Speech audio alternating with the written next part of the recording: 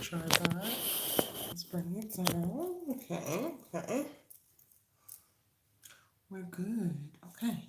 Day 2 of the 30 lives in 30-day challenge. I'm going live every day for the next 30 days, and you'll get a peek in behind the scenes of my content creation process for Erica Vane TV, which is my other channel.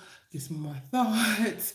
I'm gonna do some like Ask Me Anything. I'm gonna try to provide as much resources and information about screenwriting, directing, acting, and some of the things that people have asked me over the years. I'm going to be opening up and doing some workshops and some collaborative things for people who are currently working on scripts who've been asking for my feedback. So that is coming very soon, which will be announced here. That's just like a little quick before we jump into it. If you saw the title, you know that this is a heavy one, and it's very much so influenced by the night that I had last night. I'm currently in Detroit with my dad and my two sisters. One of my sisters is graduating. My middle sister is graduating with her MBA tomorrow, and I'm here to support that. But also, when I come to Detroit, I'm here to support my dad, who is an amazing, hardworking, very blue collar, immigrant minded Black man. He's very strong willed, very opinionated, very forceful, has been through some things, has been shaped by some things. And aside from him being amazing, there are things that have like come with our relationship. And we have a couple of interpersonal strains within my dad's side of the family. And a lot of those were exasperated last night and really took me to a very emotional place. It was really, really hard. I cried a lot, and it's interesting to me, and I wanted to share this, not for an event, it was like trauma dump on y'all, but I really, this go around with this inciting incident within my life, I channeled it into like my writing process. So I actually started to, I'm gonna call it a short film, but I don't know what it will wind up turning into. It could wind up being a scene for something else later on down the line. But I literally wrote, started writing a scene, and then as I was getting into it, I was like, okay, I need some backstory so I can help better flesh out the characters. And the characters are based on me and my sisters and my dad. And I really was trying to construct the argument that we had yesterday, but how I would hope for it to go. And that proved to be really dope in helping me release negative emotions, process how I feel, try to understand and be empathetic for how other people felt. Um, and I like it. Like, I liked it a lot. Like, sometimes I feel very powerless when I'm in my most heightened emotional states. And I felt like I was able to reclaim my power after I took some time, again, started writing, and then dived into the process of writing. Because, like, I am a person who doesn't typically like, I don't have like a super strong screenwriting process. Like, I usually come up with an idea, or I'll have a dream or something will inspire that, and I will go straight to the page and just start typing out a scene. And I've been wanting to develop a full-on process for like crafting ideals and themes first and then go into the page. So like, I will do a beat sheet after I already have a few scenes in mind, after I've already heard the character's dialogue in my head, after I've already heard certain things. And I'm really trying to work through still being able to do that, but also being able to start with an idea, concept, a theme, or whatever, and build from there and go in like more chronological order of the whole process, right? So this was great because I started, and I did it on my iPad because I typically, this computer that I have with me is what I edit my videos and stuff on. It's like a workhorse, but I have a MacBook Air that's like my writing computer, and it's so light and I can take it everywhere, but I don't have it with me here. So I have Final Cut, which is a screenwriting software that I use. There are a bunch of them out there, and I'm going to talk more about that once we go into like a specific screenwriting video. But I have it on my iPad, so I was able to type it up, as y'all can see. Um, Hold on. How do I silence these notifications so stuff is not popping up in the meantime? I'm seeing that. Hold on 1 second, y'all. Focus. Do not disturb. Let me do that. Okay, so I put, hopefully no notifications will pop up. And let me turn it this way. Is it upside down? No. Okay. So like, this is where I started, and it's literally only one page. And and I'll read it out as well. But after I started with this of like where the story was going to begin, I just grabbed my sheet of paper and I did a stream of consciousness for questions, feelings, random thoughts, everything that I was like experiencing in the moment for the most part, I put on this piece of paper, and it doesn't look organized, it doesn't look clean or whatever, but this is really great because I can go back to my visceral feelings from in the moment where I had these heightened emotions where I just felt like I was in the thick of it, where I was crying profusely, where I just felt overwhelmed, and I can look at this to go back there. And then from here, I can build out like, well, what character is going to speak to this specific emotion? What character is going to be this question? And how would this character provide the answer? And I don't know if that makes sense because I haven't fully fleshed it all out yet, but it makes so much sense to me. And it's been like an aha moment. And like, oh, okay, so maybe this needs to be your process because it works. And I have a very clear, like, I know the general setting. And I'm going to read you what I do have on the page right here just so that you know, because I'm gonna go through and read some of my thoughts. But now that I have the thoughts, I can literally just start to come up and conceptualize how to move these characters around within the scenes that I have planned to make it happen, if that makes sense. To like really flesh it out. And I'm so excited about that. So, um, and maybe I can read it from on the screen so that y'all can see at the same time. Oh no, I'll be reading in reverse. Okay, so this is what I wrote. And again, it's literally was my response to like being so overwhelmed and so emotional last night and deal with family drama. And so great because this is literally just the start and the build up. So don't tell y'all none of y'all tea. Um, but when I get to my stream of consciousness questions and thoughts or whatever, you'll get the gist. Like you'll get the gist of like some things that I think a lot of people might experience or feel in familial relationships. It could be romantic relationships. It could be friends, like whatever. But yeah, so I'm gonna read it. Exterior Lauren's house day, and hopefully this can help any of the screenwriters who are in my community. Um, all of this is like a process, and your process will shift as you go along, but like lean into the things that move you deeply, that elicit high emotions, um, because those are the things that probably also are very um, triggering, exciting, and engaging for other people as well. Anyway, exterior Lawrence House day. Brooke, 30, strong-willed yet emotionally exhausted, stands staring at the front door of a beautiful suburban ranch home. Waves of thought, regret, or who knows washes over her as she stands statuesque.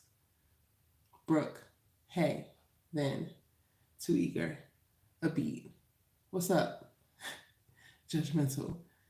Is this indifference? Then the large white door swings open. Lauren, I'll be right back. Lauren, 30, quick tempered yet loving, opens the screen door right into Brooke. Brooke remains. Lauren, Brooke, what are you doing out here? Oh my God, I'm sorry, come in. Brooke, oh, I was taking a call, just got off. Perfect timing. Was just about to ring the doorbell. Lauren clocks the lies. Lauren, let me help you, sis. She reaches for Brooke's largest suitcases but struggles. Lauren, damn, what you got in here, a body? They laugh and enter.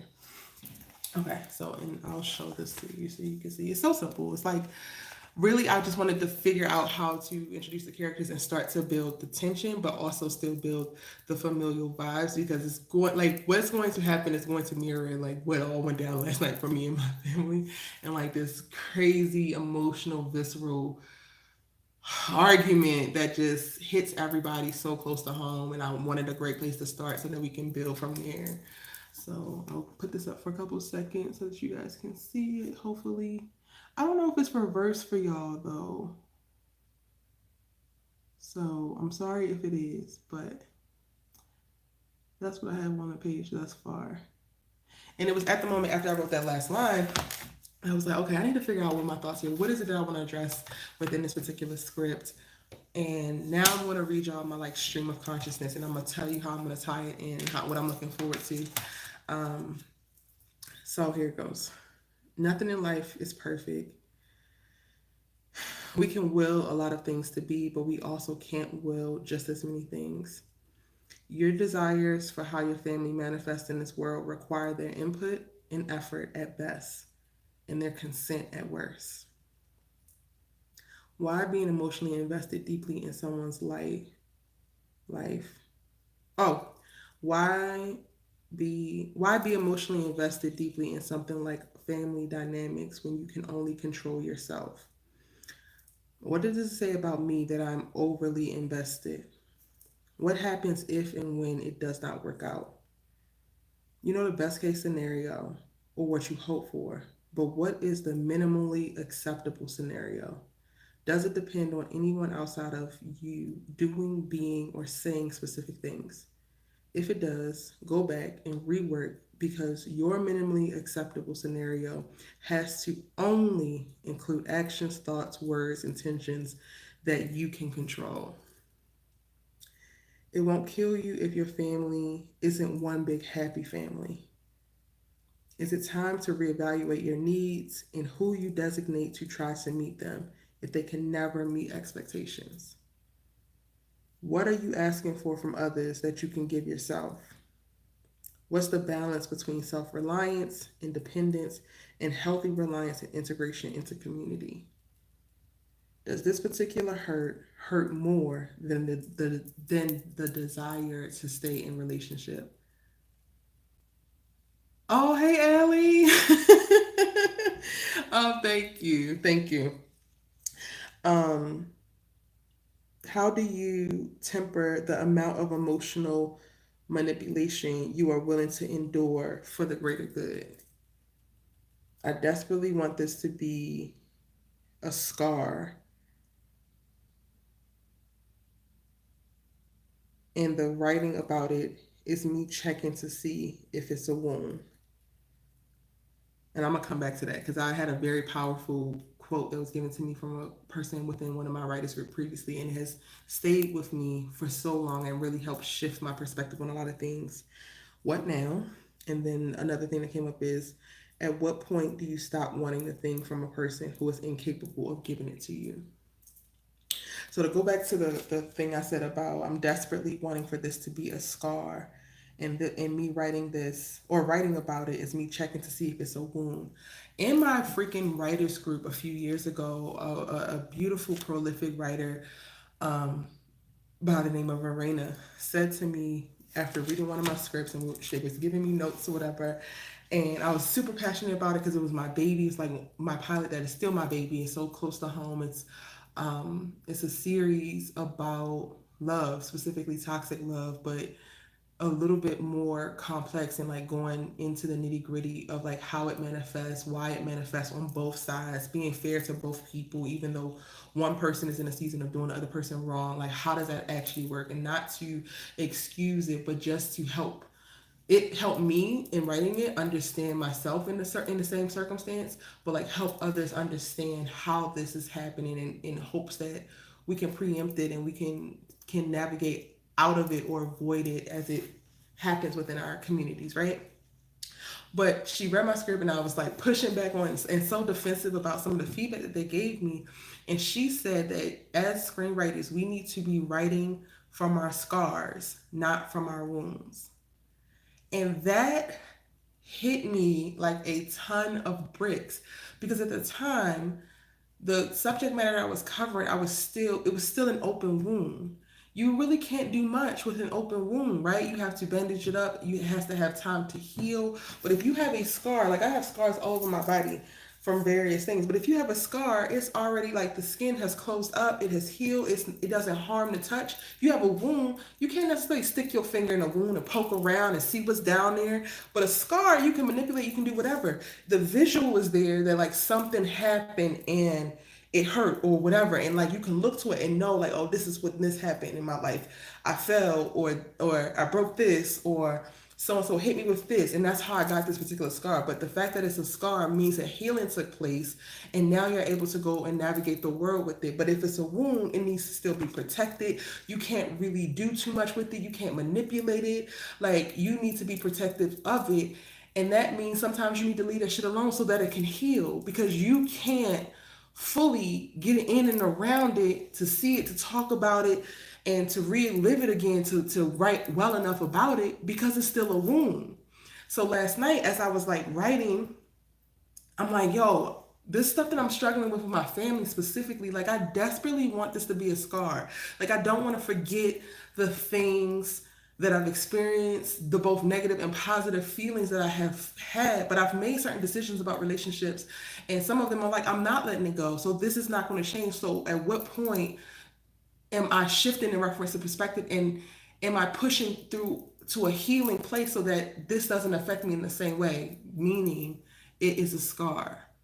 And I felt like me writing down these questions and doing a stream of consciousness and then starting to write this particular like short film or whatever it's going to turn out to be really is starting to become a process of like how I get it to like heal a little bit better. And I don't just leave it and hope that it heals, but like this is part of the healing process, is getting it out and it's helping me put things in perspective. I can move it around. Like when things are in your head, it's very hard to navigate it because it's all jumbled up here. But the moment that you speak it out or you write it out or you let it out and you can see it in somewhere else outside of like just mentally here, you're not as clogged or foggy.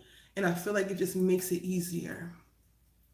Elliot says, that's a powerful word, right from our scars, not from our wounds. Yes. And I will never forget it, ever. And depending on how close I am to something, how sensitive I am to something, it will tell me, like how I respond will tell me if this is a scar or if this is a wound. And I feel like specifically with my family drama, specifically here in Detroit, I'm navigating like that weird space of like, there's some things that I've already like accepted and like cool and it don't trigger me anymore, but there's some things that do. And a lot of it is so like outside of me. A lot of it is just like, I want us all to get along. Like I want us to be able to come together and just do together and be normal. And it's like, well, girl, maybe y'all are not going to be normal. How do you get to a place of it being okay? Because you feel loved by every single individual involved. Like, you know that they love you down. You know that they ride for you. It just looks different. And sometimes it's hard. And they're also struggling with the things that they're struggling with because everybody's on their own journey. So, like, how do we not only shift expectation, but better handle perspective triggers and all of that? So like me getting to the place of like going and write about it is like me trying to figure out these answers for myself. And I'm gonna go back to like the stream of consciousness, right? So like the example of the question of at what point do you stop wanting a thing from the person who is incapable of giving it to you, and how I would apply this to my like writing practice. That lets me know like if this is a theme or question I want to address in the writing, then what character is going to be either the person who uses the dialogue to directly say this question, or who is going to be the personification of this question? Who is going to be the one that just needs something to happen? I want this girl to do this. I need this, my dad to do this. And then who is going to be the character that does not provide? And then why is this person not providing the thing that this person needs? That goes into like, okay, so what does this person's backstory need to be? Do they not fully understand this person's need? Because on the surface, we like to, as people, and this is probably going to like a psychological place or whatever, but I'm like this girl. Like when I tell y'all on my other channel and I be breaking down the characters and I tell y'all I be thinking, I really be thinking, like I be in my head so much, just sitting processing life and people and human behavior and all of that shit. So like this is part of that. If you love it, hopefully you let me know in the comment section or whatever. But if not, just bear with me. If you're watching this on replay, you can press the right side of the screen a couple times. It'll speed right through this little part. But going back to that, so if I have one character who desperately needs something and she keeps looking for it from this other character, and this other character loves this character but does not give what this person is asking for, why? That starts to build the parameters for how I do character development. Because the first thing that we think as humans is, well, you don't love me enough, or you don't care enough to give me what I need. That could be the case, but most oftentimes it's not. It's not that surface level. There's something happening internally for this person where they don't even recognize that you need this thing.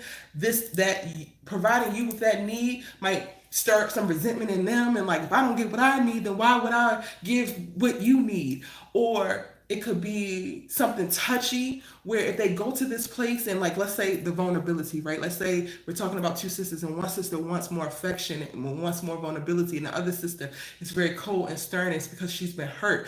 Now you can go into the other sister's backstory and establish like, what are the things that hurt her? What are the things that turned her into this stone, which made her unreceptive to the things that this particular sister needs? And you can navigate that conflict a little better and speak all around it and get to the nitty gritty of it. So like that's what my little stream of consciousness here is. So like that's definitely one of the things I'm going to include in there.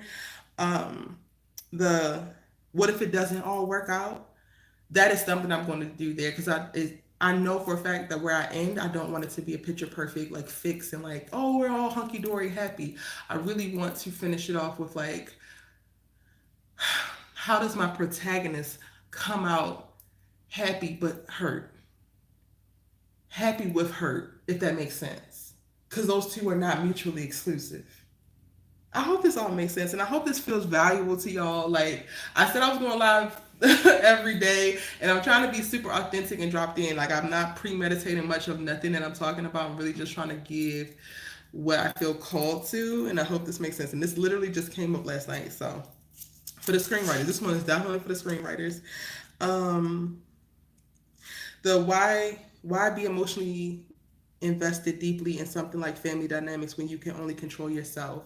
That is a question that could turn into a theme of like if there's one girl that's coming in, one of the three sisters is coming in and is like deeply invested in everybody getting along and deeply invested in everybody feeling loved and everybody feeling appreciated, but met with everybody still not feeling appreciated, not feeling loved, beefing with each other.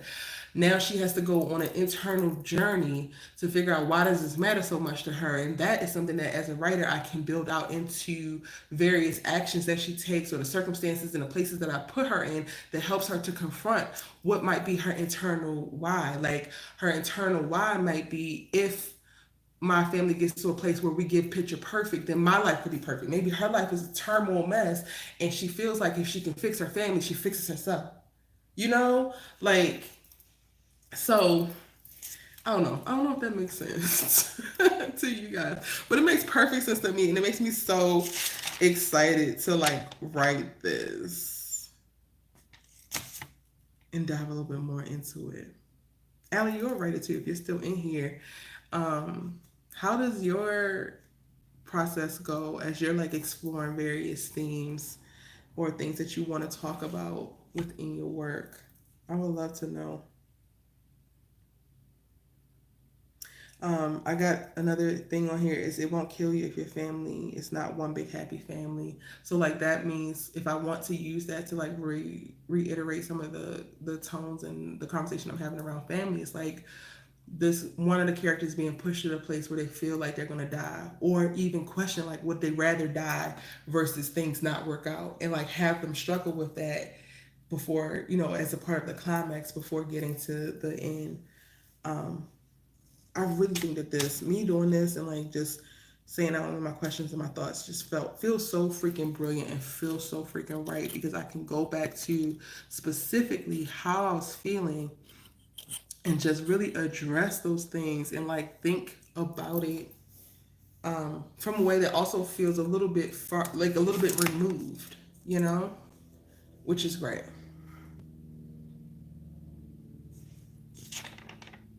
I can't wait to do the screenwriting workshop and like I can't wait to read some people's work. This is like a little sneak peek of like what you will get from me when I go through. Like if people sign up to give me to do script coverage, which is like basically I read your script and I provide notes. This is what y'all can look forward to from that. Like I'm going to ask the hard questions. I'm going to try my best to best understand all the characters that you put on the page, and not only what they seem like or what you say they are, but what do their actions speak to them being, who do the actions speak to them being, how do the other characters talk about them, how does the scenarios and circumstances and environment that you place them in actually tie into who they are as people, and can we buy it, like all of it.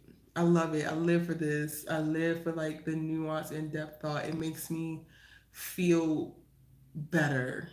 And I think what that part of it is in reference to this whole human experience and so much shit being outside of our control in this moment when I'm crafting characters in this particular way, it makes me feel more in control of like real life because I can make something make sense on the page.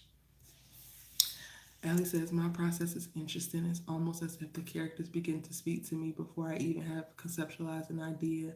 Then I begin to challenge their ideals or their make believe image of who they believe they are in the world around them. I love that.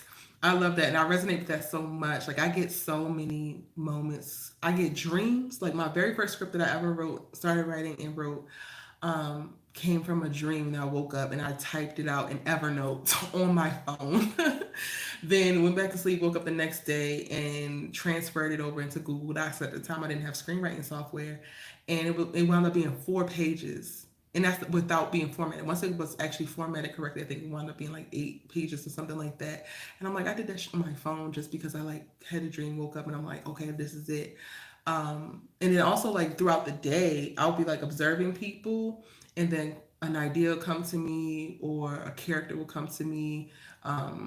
Characters speak to me often, and I come up with like things that I think will be cool to say. So dialogue comes to me most often, and then I'm like, well, who would say this, and why would they say it? In what circumstance? Where are they at? What do they look like? And then I kind of build from there. So this is the very first time that I've done like a stream of consciousness journal slash throw everything on a piece of paper that you're feeling and thinking, and then start to work backwards for like who would be assigned to what and how would I actually do that. That's the first time I'm doing this, but I typically have a similar process to you. And I feel like this style is very important if I'm going to get staffed, because in that case, like when you get staffed on a show or you get commissioned to like write a feature or whatever, you're typically not coming with an original idea that came to you. You're coming with somebody comes to you with an idea, and now you got to make it work. So I think this is really great to like give me a little bit of still my own original thought, but like now I have a little bit of parameters to build off of, and like what world can I construct um, specifically that speaks to all of this that's on the page. Yes, dialogue comes to you often as well. That's why we see each other. We just see each other.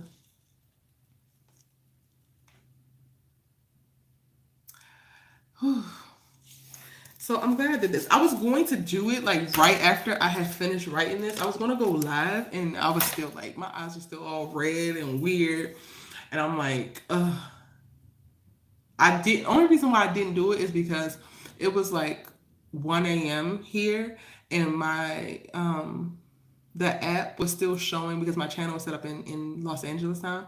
The app was still showing like 10 or 11 in LA at the same day, and I'm like, I needed to say on whenever people go back to rewatch my 30-day challenge, I needed to show that I did it every single day. So I was worried if I would have went live, it would have looked like I did 2 lives in one day. And that's the only reason why I didn't go live last night. But I'm glad that I didn't, because I was able to take the day, spent some time with my youngest sister, which was so cool. Well, took her to go get sushi. She wanted to try this new spot, and we like hung out with my dad a little bit earlier. And now I have so much more clarity around this. And I think I'm speaking a little bit more concise than I would have been last night. Allie Nick says, I'm processing a story right now because I became angry. There are so many white young romance series that exist and not one black young romance series. I literally became infuriated and had to call my mom. So I'm like, I'll write one myself. I know that's right. I know that's right. Listen, I'm just now venturing into like the book talk of it all. And I was supposed to bring this, I checked it out of the library and everything and left it at my damn home on my desk. But it's a Kennedy Ryan book. I can't remember the name of it, but it's like a pink, orange, red cover that everybody is talking about. So I'm just now getting into that. And apparently it's a romance. Um, but people rave about her, specifically on Book Talk. People have been raving about Kennedy Ryan. So I want to check it out. But it is like I follow this one girl on YouTube. I think Maya Beatrice. She goes to City College in New York, and she's a screenwriting major, but she like loves books. So she like creates vlogs and does like shows you like what she's reading and all of that. And she really also made me want to like pick up some more books. But as I look, it's like everybody is reading a bunch of white people's stories. It sucks. It's like I feel like honestly, Allie, we might not have young romances, but like we have the like erotica, and I feel like there needs to be more than that. Like we need uh Zane is good and all. I feel like I have aged out of that particular media. I used to read Zane books when I was in high school. In Omar Tyree something, I think he's another one. that's cool and all. Nobody wants y'all to go anywhere, but also like, where's the hopeless romantic? Where's the sports drama romance with the little black athletes? Like, we need it all. So yes, Ellie gonna write it. I love it, and I'm gonna read it. But I get your frustration, friend. It really sucks. It really, really sucks, child. That's how I feel about representation of black women in series. It's like, I need more iterations. We are not, I mean, that people show us in a little bit of variations, but when I say iterations, I'm like, I need people to like go to the table and think critically about why black women do the things that they do, and specific black women, like dark skinned black women versus light skinned black women versus brown, like various economic levels, come from various backgrounds with parental guidance or no parental guidance. Like, I just want to see so much more of what it is to be a black woman, specifically a black woman in America, because that's what I'm speaking to. And I feel like they just have a certain number of tropes of like what we can be and what we can do, even as lead roles. And I'm like, even this is not enough. Like, I need y'all to like seek to understand us a little bit more and give us some more. Okay.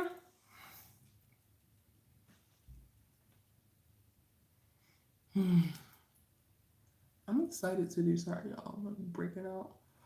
My damn father had me doing an oil change. I'm gonna try to do my nails tonight. I had all this gunk under my freaking nails because he had me doing a damn oil change earlier. Like, when I come to Detroit, y'all, I be fucking blue collar Betty. Hey Shanoa, welcome in. I be working alongside my damn daddy, who just, he is always fixing stuff or sandblast or something, and I just be right there. Like, what you need me to do, Dad? It's the most humbling shit ever. But I love it because it gives me a chance. He's always working. He doesn't go out to eat and do all that. So if I want to spend time with him, I gotta go to work with him. But I said all that to say, like, my nails are done for.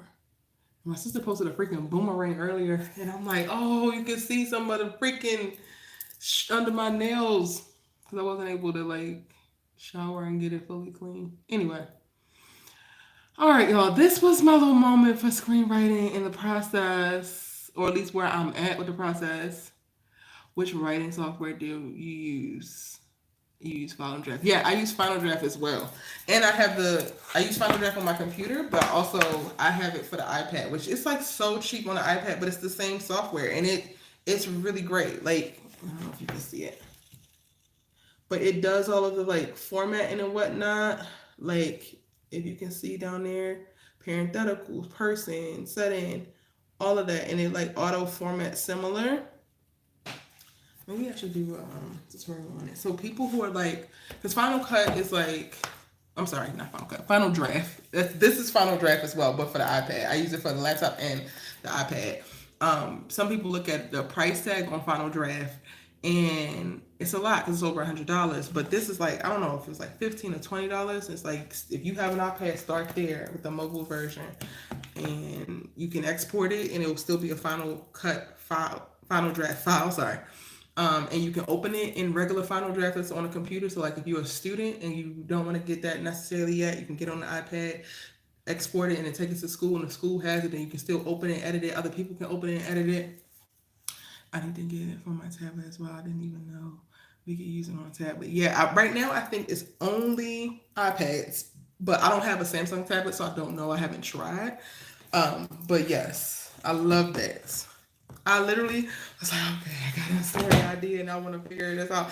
And I just was like, and it worked beautifully. Maybe I'll do like a write along. Like, right now, I'm not feeling fully called to jump back into the story. So I would want to like show y'all the screen while I do it so that you can see how it works. But I'm like, I don't have no ideas right now. I'm still processing a little stream of consciousness.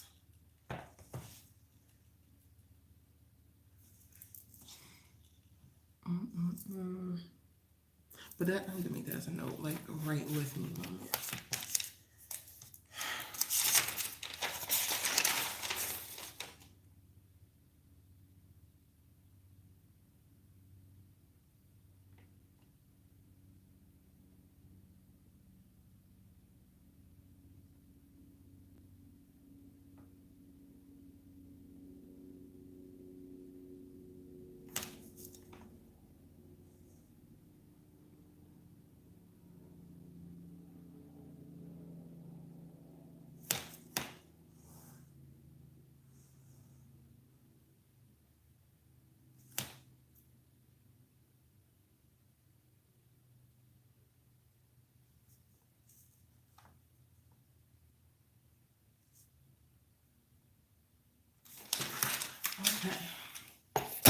Chanel says, I know you love TV and movie and write scripts for those, but would you ever consider writing a book?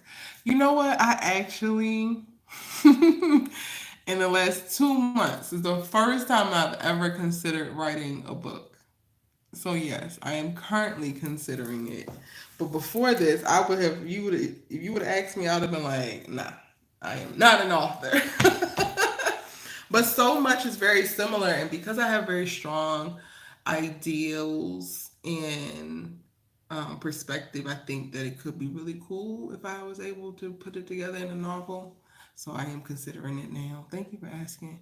Ellie Nick says you inspire and encourage me to be more active on my other channel that I only use once. Yes, it's time, Ellie. Like the world is going to Chicago. We got to get our ducks in a row and do what we can while we can, honey.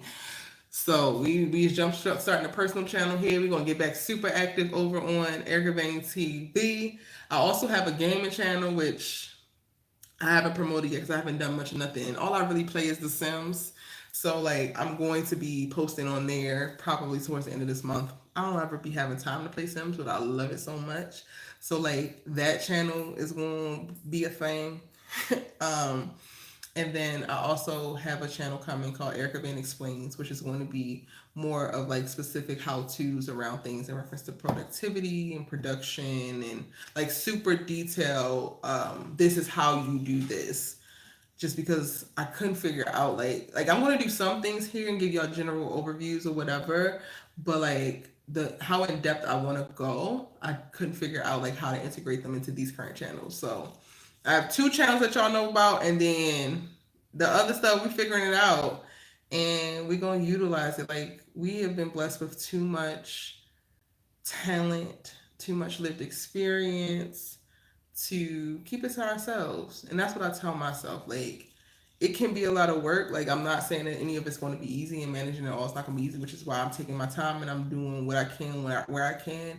But I'm also just trying to be super strategic and super mindful that the Lord has blessed me with so much. There is no reason why I don't have some of the things that I think that I need because I have more than enough to make certain things happen. And a big goal for me is to like start to bank and build a nest egg to fund my own projects like Baby Tyler Perry. I know way too much. I have way too much to just not be currently generating some type of income that specifically can go to episodes of a particular show or my thriller feature. Like it's time to make something shake, honey. So here we are. And then gave y'all the master plan behind why we going live every day for 30 days. Why we doing this? Why we doing that? It's we gotta build, baby. We gotta build. Tyler started somewhere. Erica is too. Allie is too.